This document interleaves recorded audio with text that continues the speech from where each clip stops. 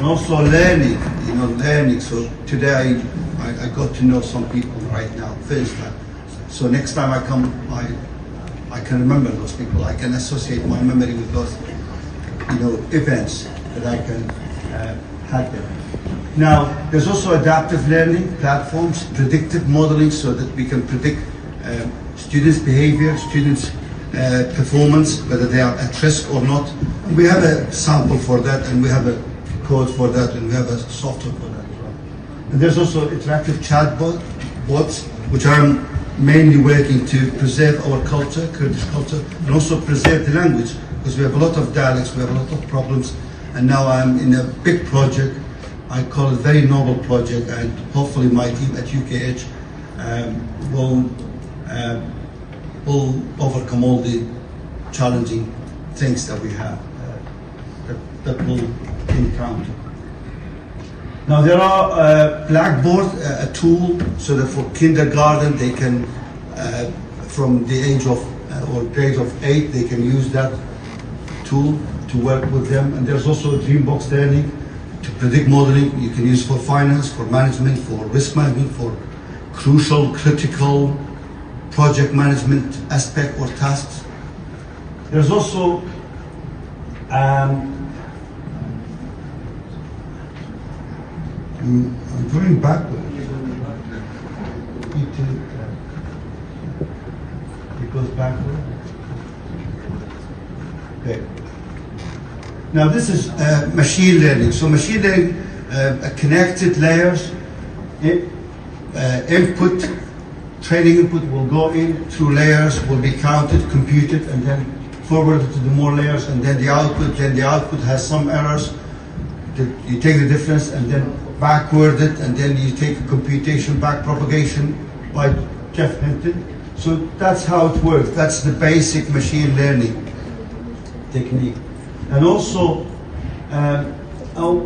these two guys that I'm going to present here, these are the two guys that started the problem for us. If they weren't there, we didn't have this problem today with, with AI. So one of them called Pitt and McClock. So they made the first artificial neuron from biological, and they mimicked it, and they created this trouble for all universe. So these people in 1945 they did it for us, and you might hate them. I hate them myself, but this is a beautiful visual. You can say all day to explain this one, and it wouldn't be enough to talk about it. It started in 1940. This McClock Pitt, and then Turing test, Alan Turing, our father in AI, in 1950s and 56, and he committed a suicide because of his homosexual nature.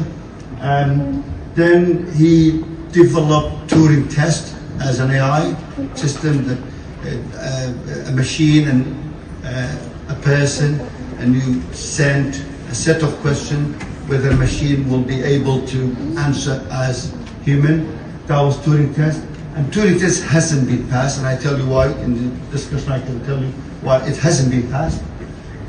Then Adeline, a new learning algorithm to train this network in 1960, and these are all green and blue. And then XOR problem, another problem, non-linear. So here started the first dark age of AI, because once you have from 1940 to 1960 and there's no development, same thing, we call it dark age. There's no bright age in it.